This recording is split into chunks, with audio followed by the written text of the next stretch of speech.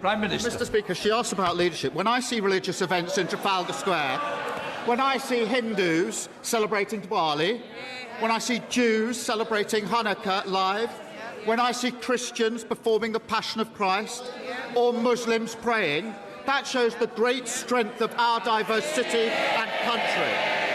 I've never heard her party call out anything other than the Muslim events. It's only when Muslims are praying. The only conclusion is the Tory party has got a problem with Muslims. This was not really a PMQ session. It was two parties trying to survive the same 15 minutes without the floor giving way beneath them. At the centre of it is a question that sounds simple on the surface. Did Keir Starmer personally speak to Peter Mandelson about his relationship with Jeffrey Epstein before appointing him as the UK's ambassador to Washington? Kerry Badenoch asked it 3 times. She did not get a direct answer, and that single fact, that a yes or no question went unanswered 3 times at the dispatch box, is what this whole exchange keeps coming back to. Because Starmer did not just dodge the question, he counterattacked hard. He went after the Shadow Justice Secretary over comments about Muslims praying in Trafalgar Square. He invoked Tommy Robinson, which is not a name you expect to hear from a Prime Minister, at the dispatch box. And he turned the entire session into a question about Conservative Party judgment rather than his own. Whether that worked or whether it revealed something else entirely is exactly what we need to sit with.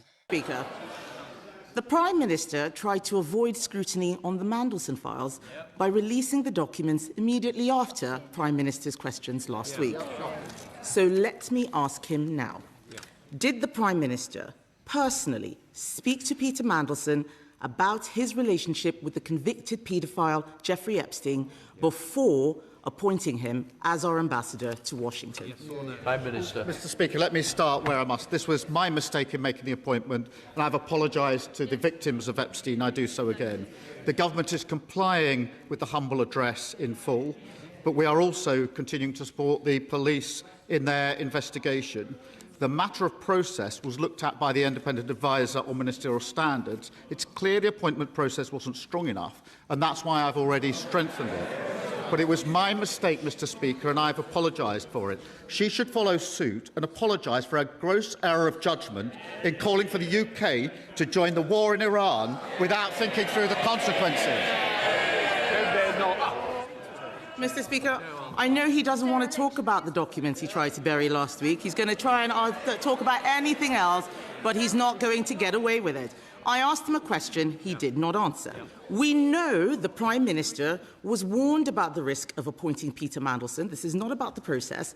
He knew that Mandelson stayed in Epstein's house after Epstein had been convicted for child prostitution. He knew that, so I will ask him again. Did he speak to Peter Mandelson about this before the appointment, yes or no? Yes. Prime Minister. Mr. Speaker, I've already made clear that he was asked questions and gave untruthful replies. The government is complying with the humble address. The process has been set out. The independent adviser has looked at it, and he said, quote, the relevant process for a political appointee was followed. Now, obviously, this is a question of my judgment, but what about her judgment? She wanted to rush into a war with Iran without thinking it through. At the weekend, Mr. Speaker, three weeks in, she said, oh, there isn't a clear plan behind the US strikes in Iran. That's the question she should have asked at the start. The decision to commit the UK to a war is the biggest decision a Prime Minister can take, and she got it completely wrong. I didn't hear an answer, Mr. Speaker, and he's right. It is about his judgment. He has repeatedly told us that Peter Mandelson lied to him, but he won't tell us if he actually picked up the phone and spoke to Mandelson before appointing him. This doesn't make any sense. The Prime Minister told us on the record, and I quote, I believed the lies he told me. If the Prime Minister didn't speak to him, how can he say he lied to him? Prime Minister. Mr. Speaker, the process is clear. It's been looked at by the independent adviser. And she asked me about the process and judgment on appointments. She appointed the Shadow Justice Secretary. He said last night that Muslims praying in public, including the Mayor of London, practising his faith, are not welcome. He described it as an act of domination, straight from the Islamist playbook. If we're in my team, he'd be gone. It's utterly appalling. She should denounce his comments and she should sack him. He wants to talk about justice secretaries. His justice secretary is abolishing jury trials. My shadow justice secretary is defending British values. I know who I would rather have sitting on the front bench next to me, and it's not him. Prime Minister. But Mr. Speaker, this is important. He does want to talk about anything else except what I'm asking him. 3 times I have asked him if the Prime Minister spoke to Peter Mandelson.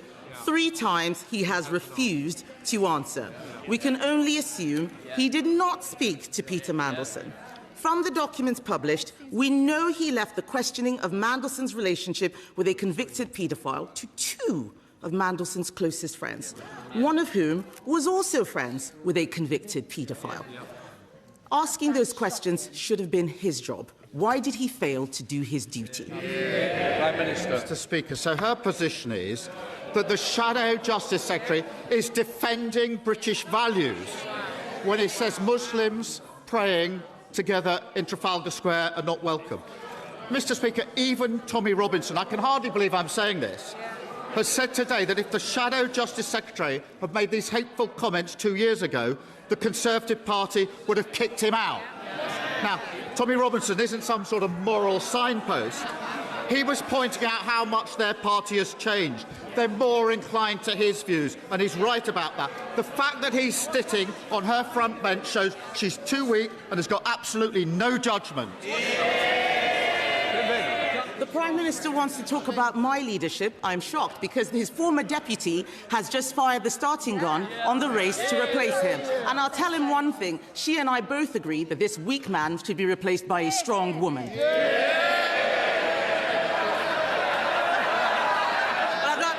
But I'm not finished, Mr. Speaker.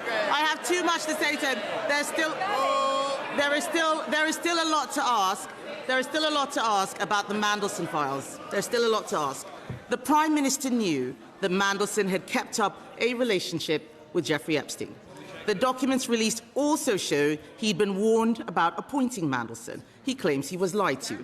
Mandelson had twice been fired for dishonesty. So why did the Prime Minister believe Peter Mandelson over the vetting documents? Prime Minister. Mr. Speaker, she asked about leadership. When I see religious events in Trafalgar Square, when I see Hindus celebrating Diwali, when I see Jews celebrating Hanukkah live, when I see Christians performing the Passion of Christ, or Muslims praying, that shows the great strength of our diverse city and country.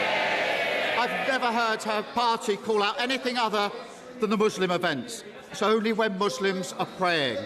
The only conclusion is the Tory party has got a problem with Muslims. Can I just say, people say, I am not responsible for the answers. I've just got to say that. Thank you, Mr. Speaker. It's a shame he's not responsible for the answers either. The Prime Minister wants us to believe that he is a serious leader, but he doesn't do the work. He outsources the decisions, and when things go wrong, he blames the vetting, he blames the Chief of Staff, he blames the Cabinet Secretary, he blames anyone but himself. This Prime Minister appointed Peter Mandelson but didn't bother to ask the questions. If he cannot be straight with the House on something as simple as this, why should we believe a word he says about anything? Well, she talks about doesn't do it. 3 weeks ago, she said we should rush into war. She didn't do the work. She didn't think through the consequences.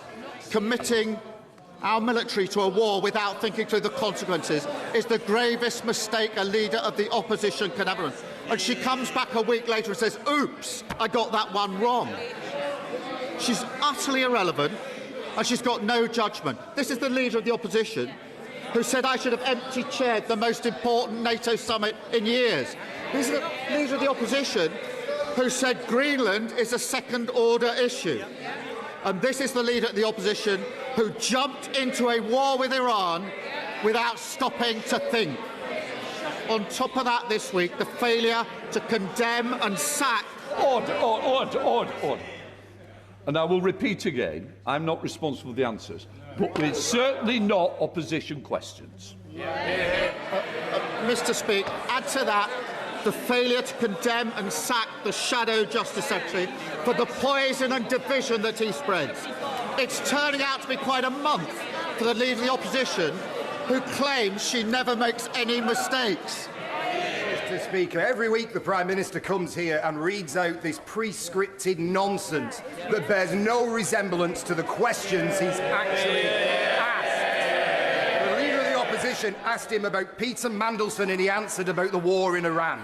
The Leader of the Opposition asked him about Mandelson again and he answered with an attack on the Shadow Justice Secretary. He was asked about Mandelson again and talked about protests in London. What is he scared of? What is he hiding? For a man who has spent years presenting himself as a forensic investigator, he has certainly had a blind spot to the details for this convicted paedophile with a friend in high Labour places. So I shall ask him again, when he found out that Lord Mandelson had an ongoing relationship with the convicted paedophile Jeffrey Epstein, did he speak to him personally before appointing him ambassador to the United States? Mr. Speaker, we've set out the process. It is being put before the House. But I know why they don't want to.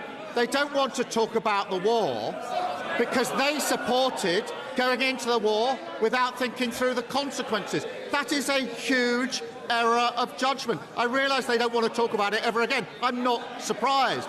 Nor do they want to talk about the Shadow Justice Secretary saying that Muslims are not welcome to prayer in Trafalgar Square. She should remove him from their front bench, or I suspect he'll be up there. Keir Starmer walked into that chamber knowing exactly what question was coming. The Mandelson appointment has been a running wound for this government for weeks. The documents were released. And yet when Kemi Badenoch stood up and asked the most basic version of the accountability question, did you personally speak to Peter Mandelson about his Epstein connection before appointing him? The Prime Minister of the United Kingdom did not answer it. Not once, not twice, 3 times. I cannot be the only one who finds that genuinely difficult to explain away. Now, Starmer did something that was politically understandable, even if it was not particularly impressive. He pivoted. He went after the Shadow Justice Secretary, Robert Jenrick, over comments describing Muslims praying in Trafalgar Square as an act of domination. And to be clear, those comments are worth scrutinising. They are serious. The idea that a senior Conservative frontbencher would frame public religious worship as a threat is something that deserves direct challenge and accountability. That is legitimate. But let's separate what is being said from what is actually true. Raising a genuine concern about one politician's rhetoric does not answer a separate accountability question about your own judgment. Those are 2 different issues, and using one to avoid the other is a tactic, not a response.